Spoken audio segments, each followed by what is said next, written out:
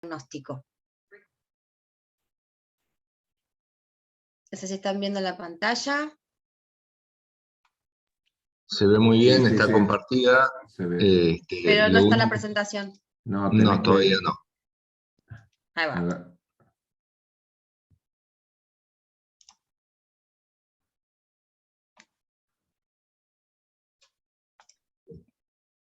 No me responde. Espérenme un segundo.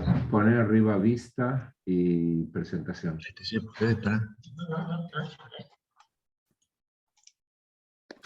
Paula, buen día, ¿cómo va? Buen día, Carlos. Pone compartir, mira, salí, pone compartir pantalla completa, porque capaz que pusiste compartir Sí, ventana. me parece que eso fue lo que pasó.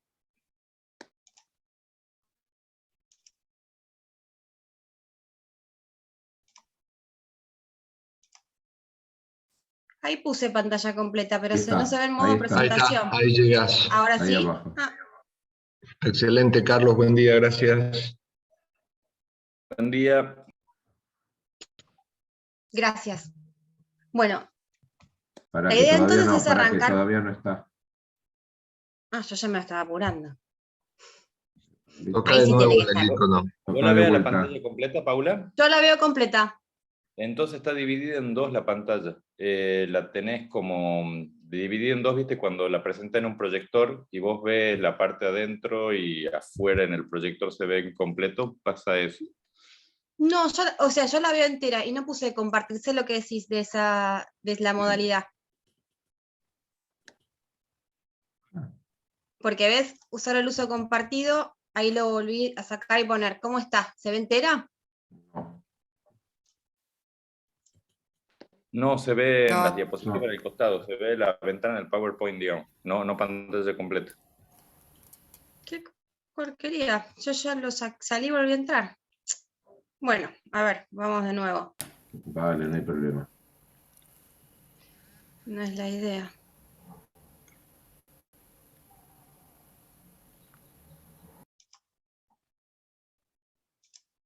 ¿Ahí la ven entera? Sí, ahí sí. Ahora sí se ve perfecto. Ahí sí. Hice 2 veces lo mismo. Se ve que hoy no está medio dormido hasta ahora, les pido disculpas. Arrancamos entonces. Dale, empezar. Bueno, la idea es hablar de esto, solo que no me está respondiendo el comando. Estoy pasando la pantalla y no va. Qué raro. Ahí fue. Viene más lenta. Bueno, vamos a hablar un poquito de lo que es epidemiología. No me importa que se acuerden de los números. Sí, lo que me importa es, fíjense cómo cambia a partir de los 50 años. Aumenta, casi no se duplica, pero estamos más de un 70% tanto en varones como en mujeres. ¿Qué es lo que yo me llevaría de esta diapo? 2 cosas. 1, el 80% de las personas que tienen SAOS no están diagnosticadas. Es una de las patologías más subdiagnosticadas de la especialidad. Entonces, no es un tema a menospreciar, no solamente por nosotros, sino también por los médicos generalistas. Es una patología que es muy difícil que el paciente venga y te diga tengo apneas de sueño. Probablemente a nosotros nos lleguen, sobre todo los más jóvenes, que vengan acompañados de su pareja y digan que ronquen. ¿Sí? ¿Roncar es frecuente? Sí, por supuesto, pero no es normal. Una persona que ronca merece ser estudiada. Primero con el interrogatorio y después cómo los vamos a ver. Otro tema que no es para menospreciar es esto, ¿sí? Los no están diagnosticados consumen más recursos sanitarios con respecto a los que sí están diagnosticados y están tratados. Entonces, ese no es un tema menor.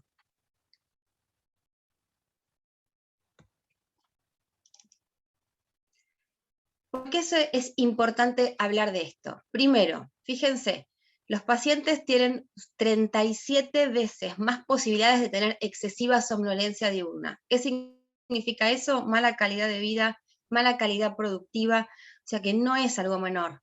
¿Sí? El 50% de los accidentes laborales son personas que tienen SAOS.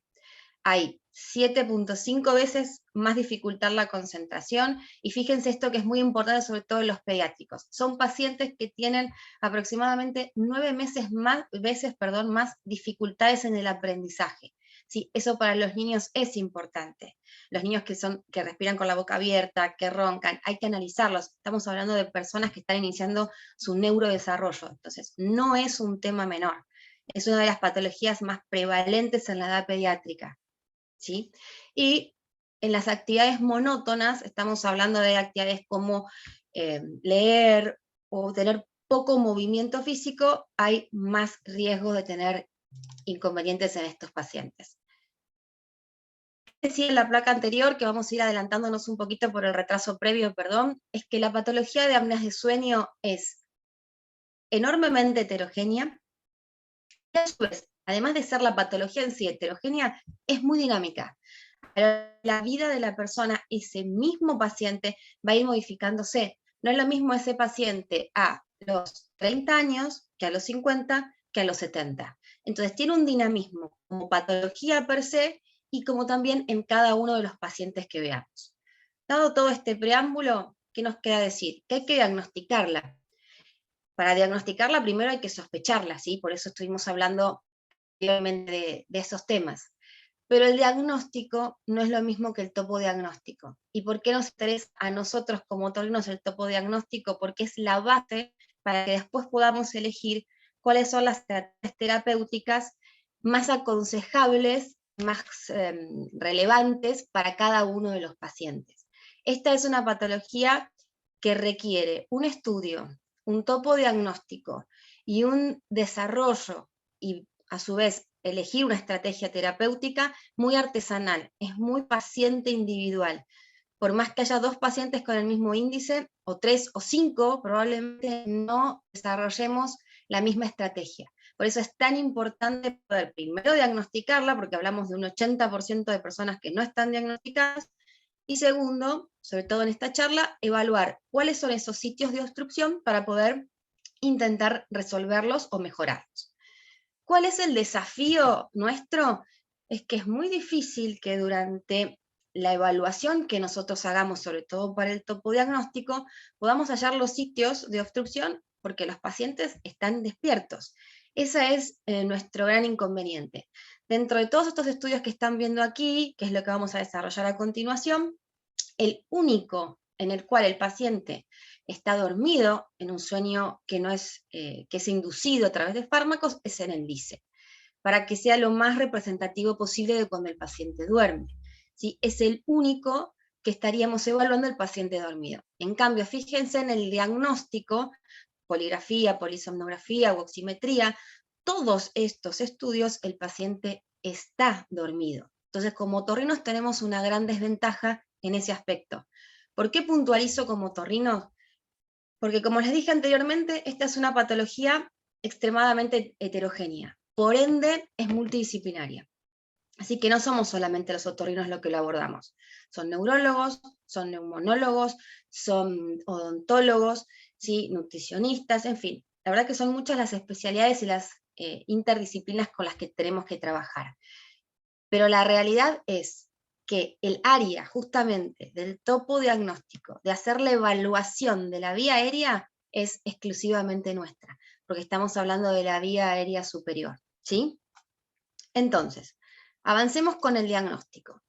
Según la Academia Americana de Sueño, se dividen en 4 grupos, ¿sí? El primer grupo es una polisomnografía completa con supervisión, el nivel 2 es una polisomnografía sin supervisión, el nivel 3 es una poligrafía, y el nivel 4 es una oximetría. ¿Qué habla de esto de los canales? De las salidas que tiene cada equipo para hacer distintas evaluaciones. No nos vamos a ahondar en eso, pero la idea es que tengamos en cuenta por qué es una y por qué otro, a quién pedirla y en quién sospecha, o sea, a quién no puede llegar el paciente y estuvo con un estudio mal solicitado. El gol estándar es la polisomnografía. Lo ideal sería que todos tengamos una polisomnografía. Es muy difícil. Es muy difícil porque es un estudio que es caro y es un estudio que requiere de todo un equipamiento y un lugar, es un laboratorio de sueño, entonces no es accesible a todos. La poligrafía a nosotros como otorrinos nos es útil, sí, porque nosotros queremos hacer una evaluación respiratoria, ¿sí? Entonces, en muchos pacientes a nosotros la poligrafía nos alcanza. ¿Cuáles son las indicaciones? Los grandes extremos. El paciente que tengo alta y baja sospecha de SAOS, para confirmar el positivo o para confirmar el negativo. Los que están en la gama intermedia no son los recomendables, ¿sí? Y aquellos que tienen comorbilidades, tampoco. Esto lo vamos a ahondar en un ratito. ¿Cuáles son las limitaciones? Que no hace las evaluaciones neurofisiológicas. Yo en una poligrafía no puedo hacer la evaluación de las distintas etapas del sueño y de otras determinaciones, como por ejemplo el movimiento de las piernas, que en muchos pacientes eso también fragmenta el sueño. ¿Qué hay que tener en cuenta en una poligrafía? Que la poligrafía habla del tiempo de registro del estudio, no del tiempo de sueño del paciente, porque no puede evaluar las etapas de sueño. Como todo estudio hay falsos negativos, sí. La realidad es que cada vez hay menos de estas situaciones. ¿Por qué? Porque los equipos son más sofisticados y sobre todo corresponde aclarar que no cualquiera está capacitado para hacer la evaluación de ese registro y luego el informe. Si bien los estudios tienen algo que es un reporte automático, lo correcto es hacer una evaluación manual y después de eso realizar el informe. Si la persona está capacitada, la verdad que las poligrafías cada vez nos dan más datos de lo que nos daban antes. Y por supuesto que siempre que hay un resultado dudoso, vamos a pensar en una polisomnografía. ¿Por qué a mí me interesa más hablar de la poligrafía, que esta es la sigla R de este estudio? Porque a nosotros otorrinos nos es muy útil, entonces me interesa a cuáles son los que por ahí no son los más indicados para solicitarla. Muchas veces nosotros somos los que vamos a pedir el estudio, ¿sí? Y otras veces el paciente ya llega con el estudio pedido. Como hablábamos antes, ¿cuál es la población? Los que tienen alta probabilidad de que tengan apneas de sueño, porque sabemos que los extremos para afirmar o para negar el resultado, la poligrafía es una buena opción. Luego de las cirugías, ¿sí? Para hacer la evaluación de cómo el paciente mejoró al respecto, también nos es muy útil. Los usuarios de dispositivos de avance mandibular o cuando un paciente pierde peso, que es una de las estrategias terapéuticas, y corroborar, porque por supuesto la modificación del índice es sensible a esto, la poligrafía también nos es muy útil. ¿A qué población no conviene solicitar una poligrafía? ¿Sí? Aquellos que tengan comorbilidades asociadas. A ver, un paciente con apneas centrales no las voy a poder evaluar, no correctamente al menos, aunque cada vez puede ir más en la persona que está entrenada para evaluar estos estudios, porque no estamos haciendo la evaluación de los registros del sistema nervioso central, ¿sí? Esto es solamente cardiorrespiratorio. Lo que le hablaba de las piernas, porque no tiene una terminal para evaluar el movimiento de piernas. Los pacientes con alteraciones del sueño, así como el insomnio y las parasomnias, tampoco. ¿Por qué? Porque yo no estoy haciendo con una poligrafía la evaluación de las etapas del sueño. Entonces, a ese paciente que viene y ronca, ¿cuál es? O que te dice que está cansado, que la esposa te dice que tiene pausas en la respiración. ¿Cuál es la segunda pregunta que yo tengo que hacerle si tiene insomnio? Si el paciente tiene insomnio de mantenimiento, que es que se despierta a la noche, o de conciliación, que es que no se puede dormir, a ese paciente me conviene pedirle una polisomnografía para poder evaluar las etapas del sueño y de esa manera tratar sus SAOS, si es que lo tiene, y su patología de la conciliación del sueño. Por supuesto, aquellos que tienen narcolepsia, ¿sí? Todos aquellos pacientes con alteraciones neuromusculares también corresponde pedir una polisomnografía y no una poligrafía, ¿sí? Esos son los que más nos vamos a encontrar. Ahora, ubiquémonos un poco en estos trastornos del sueño, ¿dónde está el otorrino? Los trastornos del sueño hay muchos, ¿sí? Hay de los que estuvimos hablando, y el otro grande grupo es de la ventilación. Nosotros nos vamos a ocupar, como otorrinos me refiero, de los trastornos obstructivos, ¿sí? Hay alteraciones de la ventilación relacionadas con patologías a nivel central, otros a nivel neuromuscular y otros a nivel pulmonar. Generalmente nosotros no nos ocupamos de esas patologías. ¿De cuáles sí nos ocupamos? De aquellos obstructivos, básicamente en los cuales la cañería, la vía aérea superior, está obstruida. ¿Cuáles son esos, dentro de este grupo, cuáles son? Se clasifican de esta manera. Ronquido simple, el SARVAS, que es el síndrome de aumento de resistencia de la vía aérea, y el SAOS, que es el síndrome de apneas e hipopneas de sueño. Esta es, según la clasificación, ¿sí?, la número 3. La tercera quise decir. ¿Cuál es lo que caracteriza a estas patologías? La fisiopatología. Básicamente hay una alteración anatómica funcional que genera una limitación al flujo de aire dentro de la vía aérea. Eso es lo que agrupa a estas patologías. Y es de la que nosotros nos vamos a encargar. Fíjense esta escala que a mí me gusta mucho porque me parece muy gráfica. Nosotros tenemos desde lo más simple, que es el ronquido, hasta un SAO severo, que es lo más grave. Por supuesto, a más nivel de compromiso, voy a tener más sitios de obstrucción que evaluar. No es lo mismo un paciente que es un roncador simple y nada más, que no tiene desaturaciones, aquel que tiene un SAO severo. ¿Eso qué significa? A más sitios de obstrucción, ¿sí?, uno tiene que ser, entre comillas, más invasivo, probablemente con las cirugías que deba recomendar. ¿Por qué hablo en plural? Porque estamos hablando de múltiples sitios de obstrucción.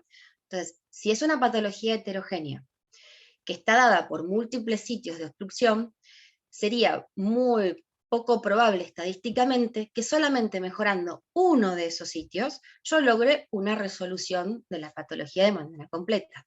Entonces, por eso es importante obtener esto que vamos a hablar a partir de la charla, de cuáles son esos sitios, para que realmente sea beneficioso para el paciente y tengamos un resultado exitoso. Esto lo pasamos rápido. ¿Cómo cómo se clasifica según el índice de apneas o hipopneas que tengamos? Leve es de 5 a 14.9. Vamos a hacer redondo a 15. ¿Por qué? Porque menos de 5 es normal. Cualquier paciente de la comunidad sí puede tener durante su sueño fisiológico 2, 3, 4 apneas, hasta 5 es normal. De 15 a 30 es moderado, más de 30 es severo. Hay una nueva clasificación propuesta que todavía no está publicada, que habla de más de 35, es muy severo, ¿sí? Tenemos que evaluar. Los pacientes que tienen apneas tienen problemas anatómicos y también tienen problemas funcionales. Yo no voy a desarrollar el tema de los fenotipos, pero sí es importante para que nos orientemos, sobre todo cuando establezcamos las estrategias terapéuticas. Seguramente ahí lo vamos a abordar con mayor intensidad como corresponde. Pero sí es importante que lo tengamos en cuenta, porque existen, por ejemplo, alteraciones en el loop gain, en la tonificación de los músculos y una serie de cosas funcionales que nosotros, por más que querramos operarlas, no las podemos operar. ¿De qué nos vamos a encargar hoy? De los problemas anatómicos, ¿sí? De hacer esa evaluación. Pero no perdamos de vista que también existen problemas funcionales dentro de los trastornos obstructivos del sueño que tengamos que considerar para que luego nuestro tratamiento sea efectivo y exitoso. Como les había adelantado antes, para hacer la evaluación de la vía aérea tenemos que considerar que es una patología multinivel. Va a haber varios sitios en los que tengamos seguramente alguna obstrucción que no deje que el paciente tenga una buena ventilación. Entonces, ya habiendo llegado al diagnóstico, tenemos un paciente que llegó a la consulta, vino por un tapón de cera, veo que tiene algunas facies que me llamen la atención y lo interrogo y le pregunto si ronca, si está cansado durante el día, si alguien lo ve dormir y evalúa que tiene pausas, ahí le pido una polisomnografía o una poligrafía, según lo que considere necesario, y tenemos un diagnóstico de que es un SAOS positivo. O al revés, algún colega de otra especialidad que tenga que ver con SAOS o no, diagnosticó que el paciente es un SAOS positivo y lo envía al otorrino para que haga la evaluación de la vía aérea. Entonces ahí entramos nosotros a considerar el topo diagnóstico. ¿Qué es lo que tenemos que hacer? La evaluación de toda la vía aérea superior, que es lo que vamos a desarrollar a continuación. Vamos a hacer una valoración general, una valoración esquelética, la valoración de la cavidad oral, nariz, faringe y laringe.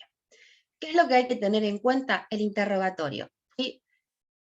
El nivel de somnolencia se determina a través de la escala de Edwards y del Stop Band, que son simplemente unas encuestas que el paciente tiene que completar y con eso uno puede considerar. El índice de masa corporal, eso es muy importante, ¿sí?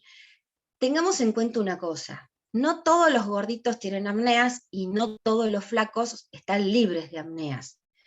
No estigmaticemos tampoco, realmente el 40% de los pacientes con SAOS tienen sobrepeso u obesidad, o sea que hay un 60% que no. Los flacos también pueden tener apneas, que eso es algo difícil de inculcar, no solamente en los otorrinos, sino en otras especialidades. Pero bueno, el sobrepeso y la obesidad, por supuesto que tiene que ver. La exploración del cuello, eso también es importante. No tiene apneas el que quiere, sino el que puede. Hay cuellos no favorecedores, aquellos que el perímetro en una mujer es más de 38, en un hombre más de 43, tienen más chances de tener apneas de sueño. ¿Sí? Esto que hablamos de la cefalometría, que lo desarrollamos luego, tiene que ver más que en las mediciones, en tener en cuenta esto, ¿sí? A más distancia o un ángulo más obtuso, lo más probable es que el paciente tenga más hipotonía lingual. Y eso hay que tenerlo en cuenta, porque nosotros durante la vigilia, que es lo que vamos a evaluar al paciente, no lo vamos a notar tanto. Y es una zona que hay que considerar que está bastante subdiagnosticada y que es el DISEL que nos va a ayudar a evaluarla, que es lo que vamos a desarrollar un poquito más adelante. Estas recomendaciones que hizo la Sociedad Española de Otorrinolaringología son las últimas recomendaciones y son las que nos ayudan a hacer evaluaciones eficientes de la vía aérea, ¿sí? A ver, ¿qué considerar? ¿Qué estudios pedir, para obtener la información que nosotros buscamos? Bien, ¿qué es lo que nos sugiere el acta española? Que estas variables que estuvimos hablando, peso, talla, índice de masa corporal y perímetro de cuello, son útiles para que nosotros podamos considerar la factibilidad o no en una cirugía de faringe, en la adenamigdalectomía, para que el paciente use CPAP, para el dispositivo de avance, pero la verdad es que no son un gran marcador para tener en cuenta en los pacientes que uno va a considerar una cirugía nasal, y tampoco recomiendan excluir a esos pacientes para DAM, solamente, DAM es la sigla del dispositivo de avance mandibular, solamente considerando estas variables. Eso no lo recomienda. ¿Tenemos que evaluar al paciente? Sí, tenemos que ver si es un paciente, prógnata, retrógnata. ¿Por qué? Porque tenemos que ver cómo asienta la base de la lengua. Uno dice, tiene una macroglosia, y a veces no tiene una macroglosia, todo contenido, continente, es un problema esqueletal. Entonces, si yo voy a considerar o hacer una reducción de parte blanda cuando el problema está en el esqueleto, seguramente esa estrategia terapéutica no va a ser la más acertada para el paciente. Entonces, es importante que nosotros sepamos dónde estamos parados.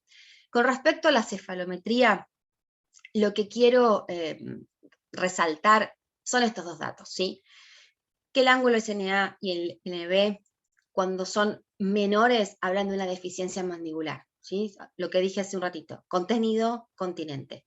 Y la realidad es que es útil para las evaluaciones esqueléticas o para los dispositivos de avance mandibular, pero no nos dan tanta información con respecto a si va a ser eficiente o no un procedimiento en partes blandas. El CONBIN es algo que no se está utilizando, al menos por el momento, por lo que vamos a decir a continuación, pero es algo a tener en cuenta. ¿Por qué? Primero, porque tiene menos radiación que una tomografía y es de un costo menor. Lo que ocurre es que todavía no están los protocolos para hacer la evaluación de SAOS. Esto es muy utilizado en maxilofacial. ¿Por qué? Porque no se tiene que hacerse de manera erecta, no tiene que estar parado el paciente, porque hay modificación del volumen de la vía aérea. Entonces hay que establecer protocolos basados en la evidencia para considerar la posición correcta de colocar al paciente para que se pueda utilizar esta herramienta. Pero siempre es necesario, siempre hay que tener en ¿Cuáles son las recomendaciones del acta otorrinolaringológica? Bien, la exploración de la vía aérea y la dental es beneficiosa. ¿Para qué? Para aquel que voy a pensar en un dispositivo de avance mandibular, para aquel que voy a indicar un CPAP, pero lo que hablábamos antes, hay cosas que no puede predecir la gravedad de la patología, no hace el diagnóstico, ¿sí? El diagnóstico es con los estudios que habíamos hablado. Y tampoco podemos decir que un paciente con una retrognatia moderada tiene un índice de apneas de 18. No tiene una correlación específica. Cada paciente es por sí mismo un universo, por eso hay que evaluarlo y no nos aporta datos sobre la gravedad. Bien, vamos ahora a la evaluación nasal. ¿Por qué es importante la nariz? Primero, porque forma parte de la vía aérea, es nuestra puerta de entrada, y porque el 50% de la resistencia de la vía aérea está en la nariz.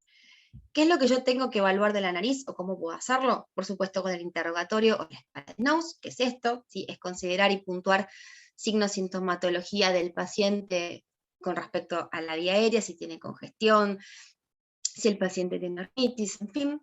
Con una ricnoscopía anterior, que esto lo hacemos en el consultorio, se puede solicitar la rinodebitomaniometría, vamos a hacer la rinofibrolaringoscopía y por supuesto estudios de imágenes como la tomografía. Como les dije antes, simplemente en el consultorio, haciendo una rinoscopía anterior, uno ya puede considerar la desviación del tabique, si el paciente presenta poliposis, si tiene hipertrofia turbinal, si hay un colapso de la válvula, si tiene rinitis. Así que solamente con la inspección ya obtenemos mucha información. Con respecto a la rinometría, no voy a ahondar demasiado en esto, pero sí considerar que existe y hacer las diferencias. Una rinomanometría valora la resistencia de la nariz. ¿A quién no puedo pedirle una rino? Al que el paciente que tenga una perforación septal, ¿sí? Porque la rino lo que hace es la evaluación de cada fosa de manera individual.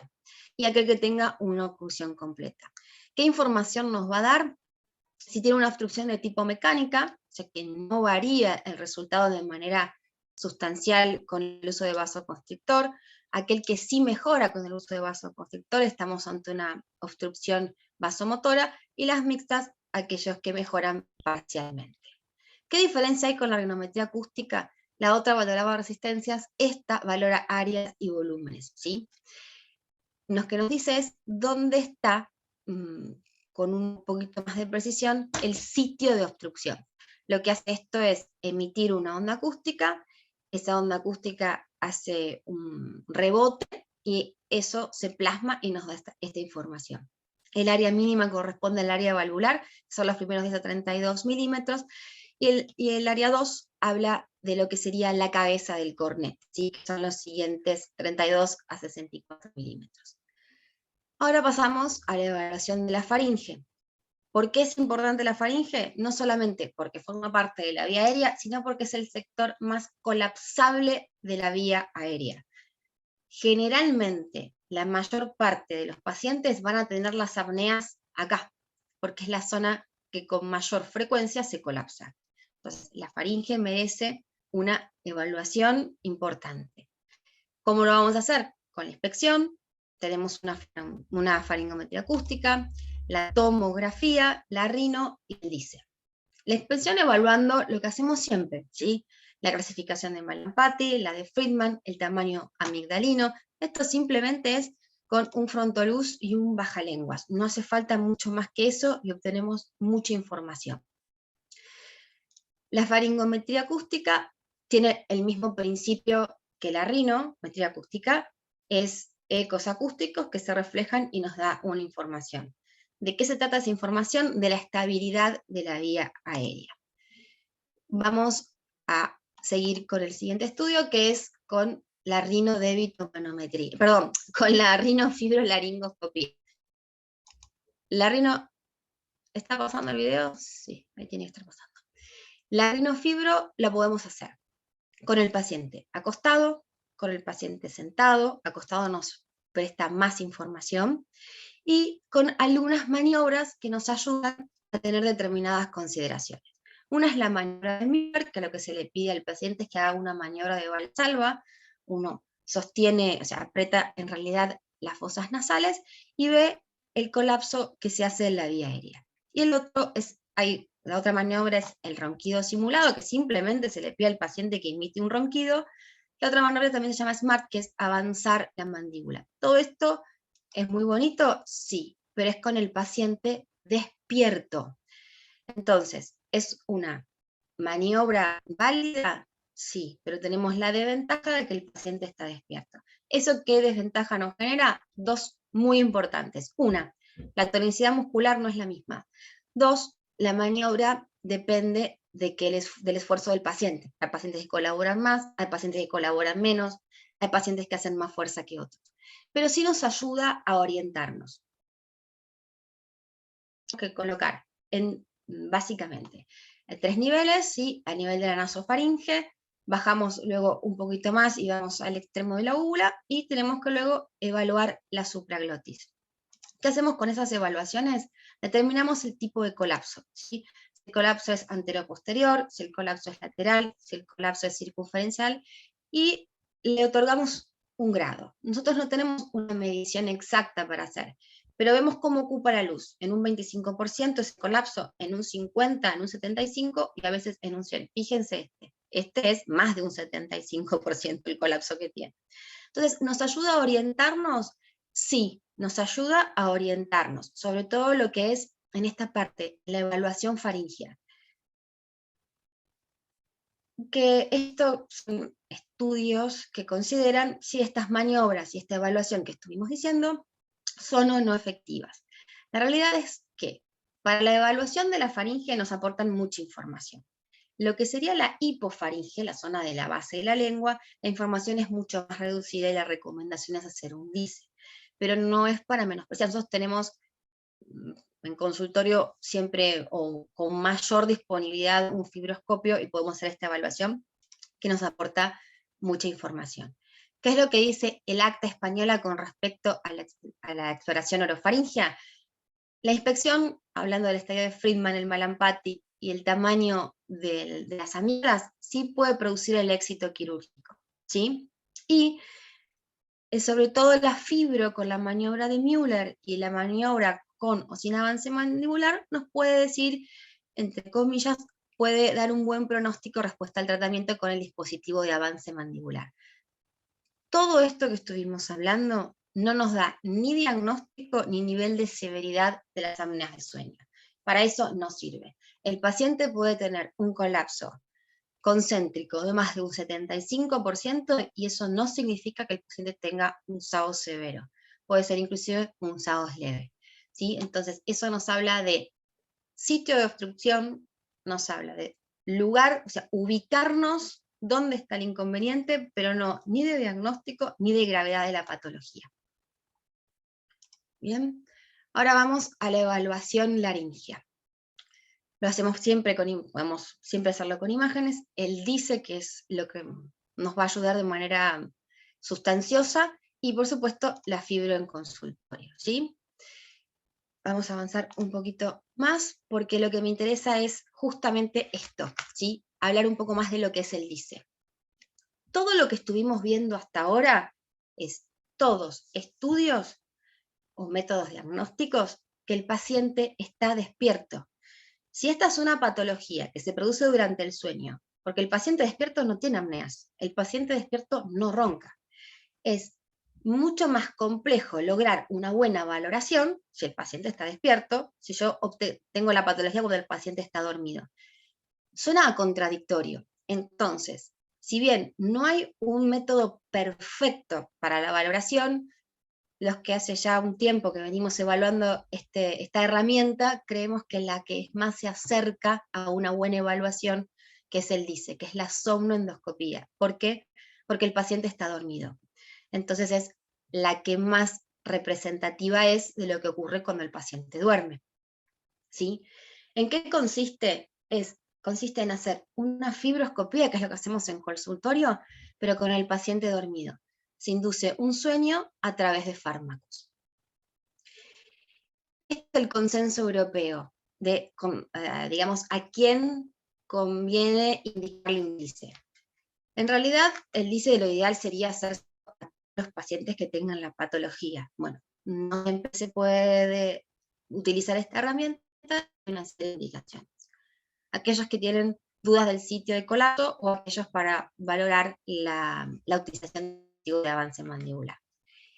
Aquellos que tienen fracaso del uso del CPAP es muy importante. Vamos a ver un video que uno dice, pero el CPAP es el gol estándar de tratamiento. Bueno, eso es discutible, se hablará cuando hablemos de diagnóstico, perdón, de tratamiento, pero no todos los pacientes que utilizan CPAP les resulta efectivo. No solamente porque quizás lo usan 2 horas por noche, que ese es otro tema, sino porque hay a veces razones anatómicas que hacen que con el incremento de la presión del equipo, el paciente se ahogue más. Por ejemplo, cuando hay colapso de la epiglotis.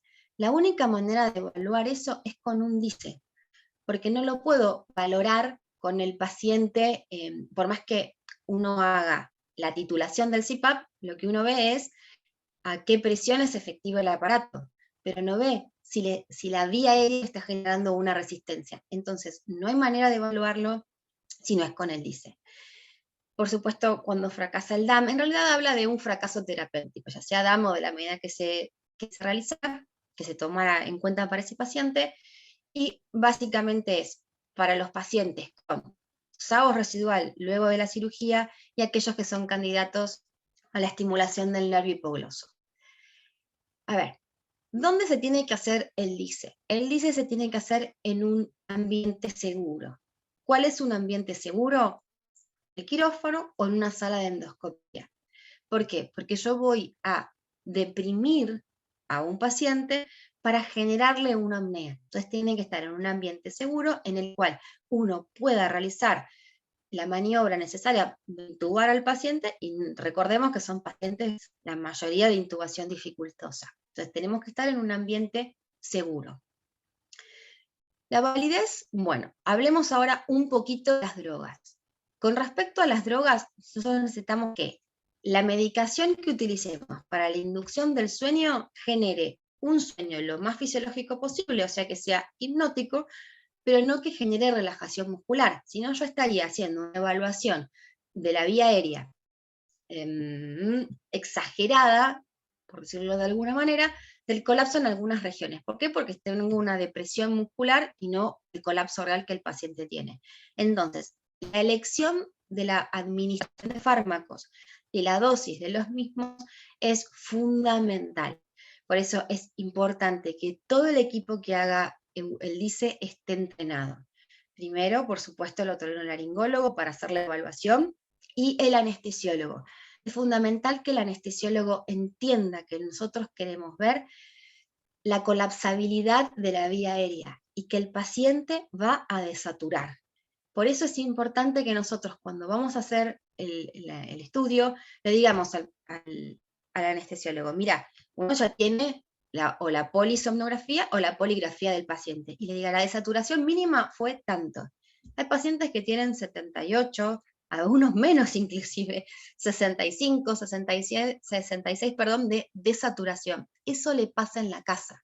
Si el anestesiólogo no está advertido y no está, entre comillas, canchero o habituado con esto, cuando el paciente baja a 80, enseguida va a querer hacer maniobra, va a querer aportarle oxígeno, ponerle la máscara, y el paciente maneja esa saturación en su casa. Entonces es importante que el anestesiólogo lo sepa, esa información se la damos nosotros, y nos acompañe, que entienda cuál es la idea. La idea es que el paciente haga la apnea, la idea es que el paciente desature, que sea lo más parecido a lo que le ocurre en su casa.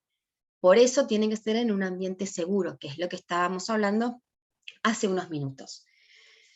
¿Cuáles son las drogas? Hay distintos protocolos para utilizar, ¿sí? Las más utilizadas es el propofol, el midazolam y la dexmedetomidina. La dexmedetomidina es la medicación que genera el sueño más fisiológico, es un inductor del sueño. ¿Cuáles son las desventajas? Es necesario una mayor administración de esta droga en tiempo, o sea que alarga un poco el estudio, y también, digamos, la vida media es un poquito más larga y tarda más el paciente en despertarse. Pero la más fisiológica hasta ahora es la DEX. ¿Es la única? No. Uno puede usar el propofol, que también es una buena opción. Corresponde destacar esto. La utilización del propofol es necesario que sea en bomba de infusión, porque si uno lo hace en bolo, pasa esto. Se hace un aumento de la relajación muscular y uno puede estar determinando un sitio de colapso que no es tal, ¿sí? La metodología la hacemos con un fibroscopio flexible, lo que hablábamos de la bomba de infusión, y quiero hacer hincapié en esto, en el BIS o el RAS. El BIS es esta vincha que estamos viendo acá, ¿sí? Que es el biespectral. Lo que hace esta vincha es determinar el nivel de actividad cerebral que tiene el paciente. Entonces uno sabe que si está en un BIS que está entre 70 y 50, es lo más parecido al sueño fisiológico. No en la etapa REM, pero sí en un N2 o en un N3. Entonces es lo más, a nivel de tiempo de sueño del paciente, es lo más representativo de lo que le ocurre al paciente en su casa. Todos podemos, esta es la pantalla del BIS. 91 el paciente está despierto. 52 el paciente ya está, ya es, digamos, es un buen nivel para que nosotros hagamos el estudio.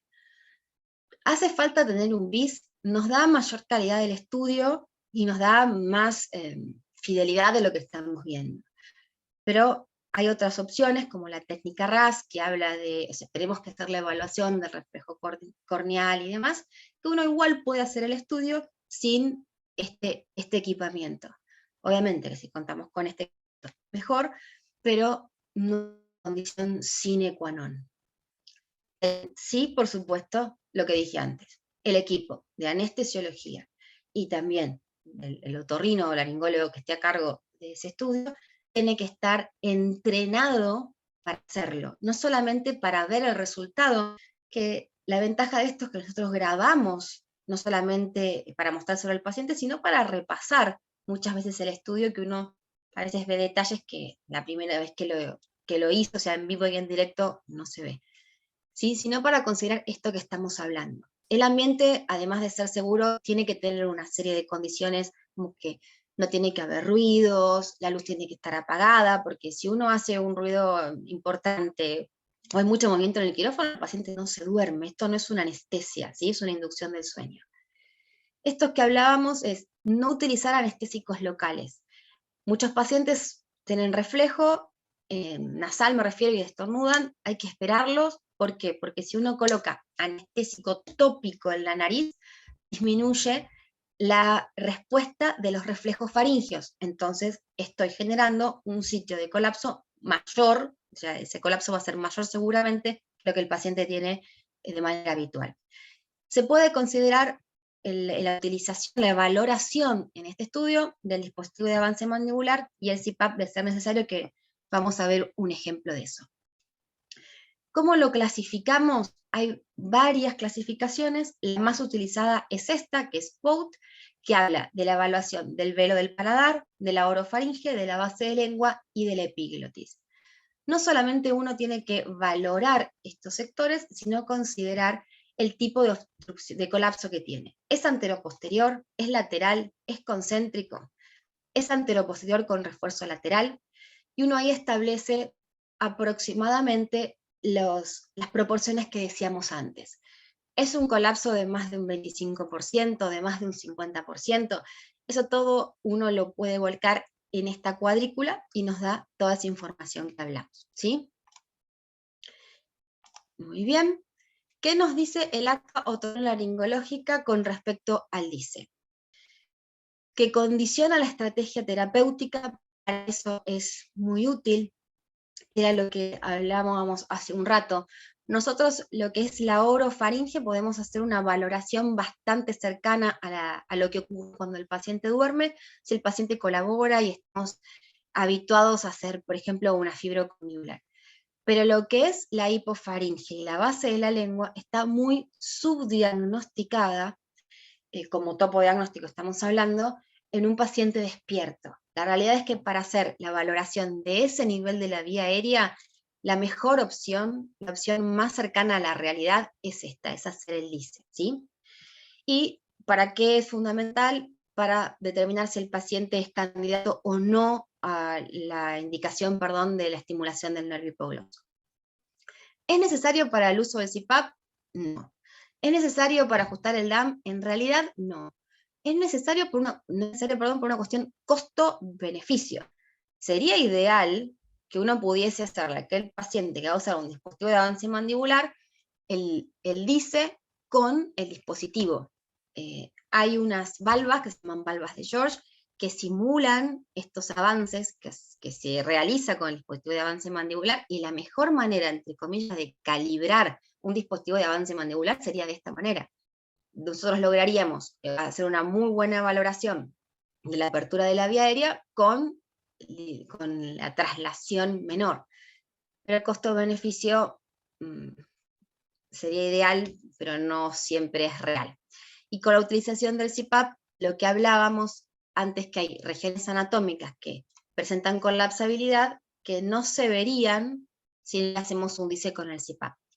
Acá vamos a ver unos videos, por ejemplo. Este es uno del nivel de colapso a nivel de la base de la lengua, ¿sí? Fíjense el colapso de esta epiglotis, por ejemplo. Este paciente con esta colapsabilidad de la epiglotis, es una epiglotis que llamamos tipo floppy, ¿sí? Si nosotros a este paciente le ponemos un CPAP que aumenta la presión de la vía aérea, este epiglotis va a tener mucho más colapso de lo que tiene sin ese CPAP. La única manera de evaluarlo es justamente con el DISE. Esta es la colapsabilidad sin la utilización del CPAP. Más adelante tenemos un video que muestra eso, que uno va aumentando la presión y la colapsabilidad también aumenta. No hay manera de hacer la valoración de esto si no es con este estudio, ¿sí? Porque el paciente despierto no colapsa la epiglotis. Eso le pasa cuando está dormido, ¿sí? Miren este nivel de colapso, que es un colapso concéntrico.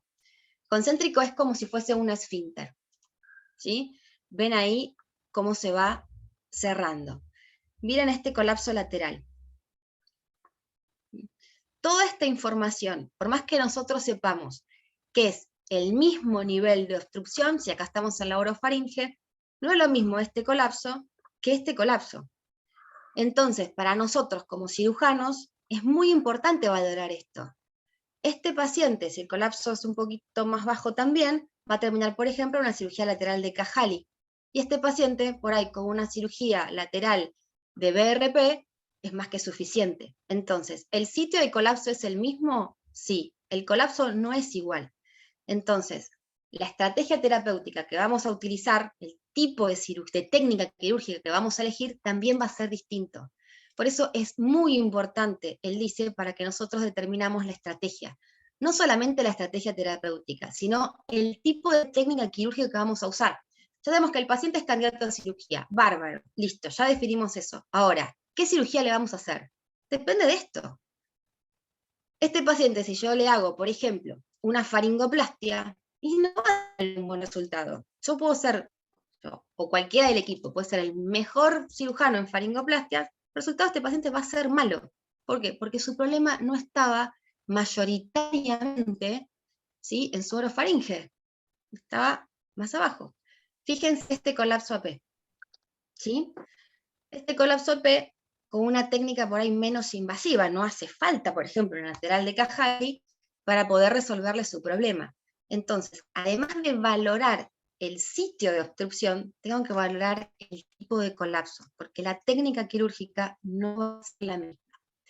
Miren este, que era lo que hablaba antes de la utilización del CPAP en el estudio, ¿sí? Esta es con una presión, la presión del CPAP, para los que no saben, se mide en centímetros de agua, ¿sí? Una presión de 15 centímetros es una presión alta. Fíjense cómo la vía aérea, ¿sí?, tiende a estar más estable. Cuando nosotros vamos bajando la presión, vemos que eso disminuye, ¿sí? No sé cómo vamos con el tiempo, estamos súper retrasados, así que perdón, esto lo voy a adelantar. Esto simplemente es la valoración según el análisis del libro de Friedman, que es como la Biblia en la patología del sueño. Que lo que habla es lo que estuvimos hablando de la maniobra de Müller, que era dependiente del operador y dependiente del paciente. Me interesa hablar de dos cositas de esto, que es lo que se viene. Uno es la resonancia magnética dinámica, que es hacer un DISE, pero en lugar de con el fibroscopio, con el resonador. Ventajas y desventajas: es más caro probablemente, y nosotros vemos la ventaja, todos los niveles a la vez, pero no lo vemos en 3D como sí se ve, por ejemplo, cuando uno hace la fibroscopía, ¿sí? esto no importa, y esto sí, la valoración de la presión crítica es fundamental. Es fundamental porque todo esto es los niveles de la vía aérea en lo que tiende a colapsar. Y hay canales que miden en qué región de la vía aérea tiene determinada presión de colapso. Esto se está utilizando solamente para estudios científicos, no es de práctica clínica, ¿sí? Muy bien. Vamos a las conclusiones, así llegamos a tiempo. Lo que estuvimos hablando, hacemos un pequeño resumen. El diagnóstico no es suficiente. El diagnóstico para el otorrino es el inicio de la carrera, no es el final, es donde arranca todo, ¿sí? La dificultad que tenemos de reproducir con los estudios que tenemos, salvo el DICE, lo que ocurre durante el paciente duerme, si lo estamos haciendo con el paciente en vigilia. El DICE aporta una buena visión de la vía aérea y nos ayuda a tomar decisiones terapéuticas. ¿Por qué? Porque el éxito del tratamiento radica en que nosotros podamos encontrar cuáles son los sitios, y además de cuáles son los sitios, cuál es el tipo de colapso. Bueno, muchas gracias. Lo último, perdón, me tuve que apurar un poco, pero si no, no llegábamos. No sé si preguntas.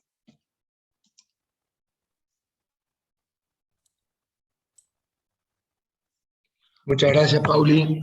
Perfecta la presentación. Mariana, ¿tenés preguntas? Sí, acá pregunta la doctora Vitti, ¿cómo describís la técnica de la maniobra de Müller y cómo la informás? No, igual Como ella lo explicó, porque la pregunté antes. Lo que dije en la Después lo charla. explicó bien. La mañana sí, está bien. Sí. Okay. Y la doctora Parrondo está preguntando cuánto es el tiempo mínimo para evaluar un DICE.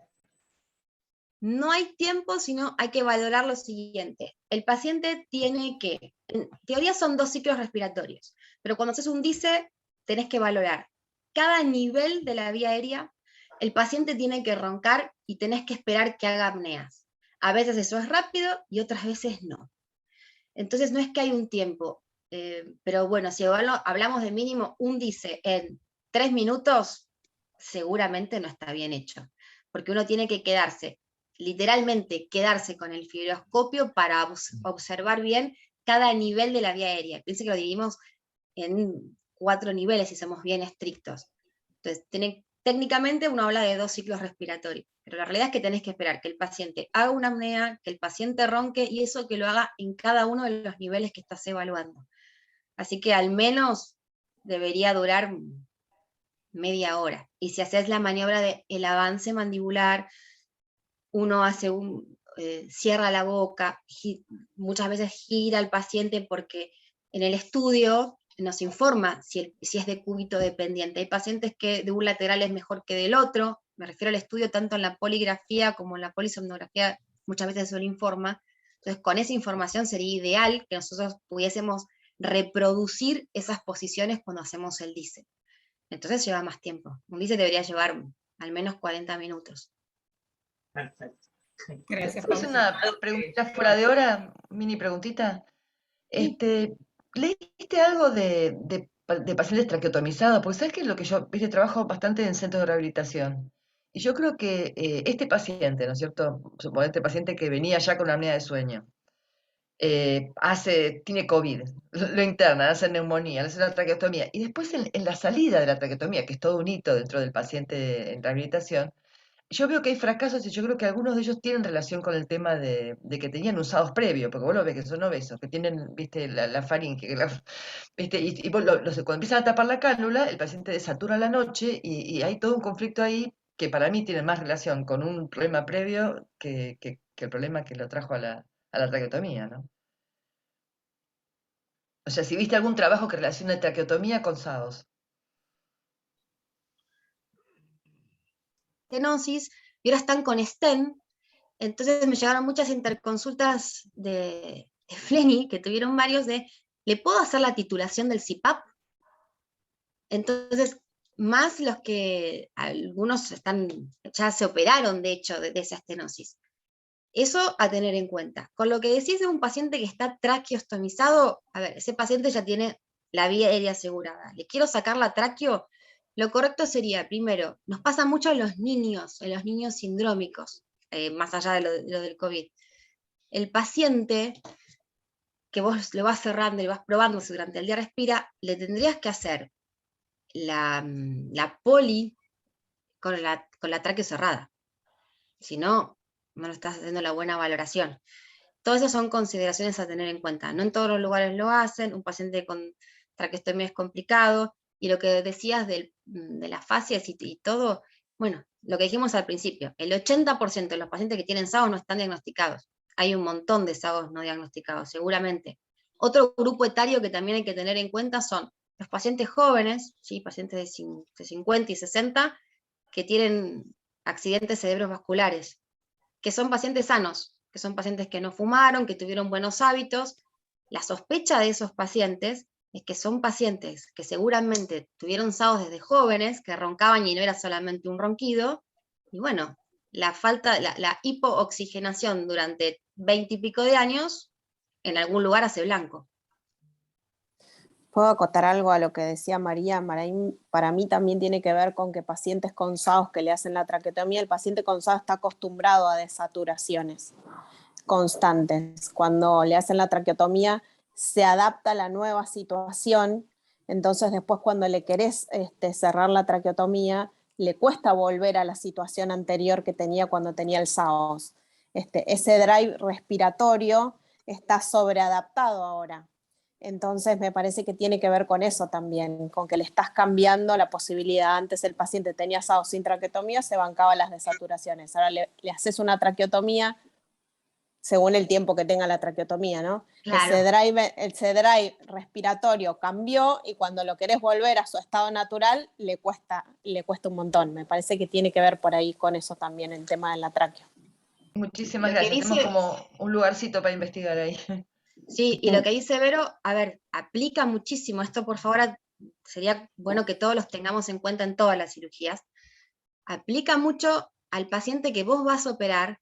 Si es un paciente que tiene un SAOS severo, nosotros lo sabemos que ya le pedimos la poligrafía o la polisomnografía, y vos lo vas a operar. Ese paciente, hay todo un circuito en el sistema nervioso central maravilloso de quimiorreceptores, de varoreceptores, que le están avisando al paciente de sus apneas. Son pacientes de signo de alarma bajo, son pacientes que se bancan la hipoxemia, que se bancan la hipercapnia, y son los pacientes que se mueven en el postoperatorio las primeras 12 horas. Si vos no trabajaste con ese paciente antes, y muchas veces lo que hacemos nosotros es, le ponemos el CPAP mínimo 2 o 3 meses antes de la cirugía, para que en el postoperatorio inmediato corramos menos riesgos de estas cuestiones, el paciente lo tolere mejor, porque encima nosotros le tenemos que decir que no use el CPAP porque no lo puede usar, y va a tener la vía aérea aún más inflamada. Esto, además de la cañería, tenemos que entender que también en el sistema nervioso central hay todo un proceso maravilloso que regula esto. No solamente nosotros como otorrinos, que podemos operar otra cosa, sino las otras especialidades. De un tiempo a esta parte los anestesiólogos lo tienen más en cuenta, pero bueno, no necesariamente. Un paciente con SAOS severo debería tener una recuperación, una terapia intermedia, aunque no sea una cirugía de la vía aérea. Eso sería lo más seguro para el paciente. No sé si hay alguna otra pregunta. No, Paula, son las 8:05, creo que... Perdón. No, es súper interesante, me parece que podemos seguir hablando un rato largo, pero bueno, todos tenemos que salir para nuestras respectivas ocupaciones, así que te agradecemos mucho la charla, como siempre, quedan varias cosas pendientes para otra sesión, y bueno, nos vemos el viernes que viene. Muchas gracias a todos y que tengan un buen fin de. Chao, buen fin de para todos. Chao.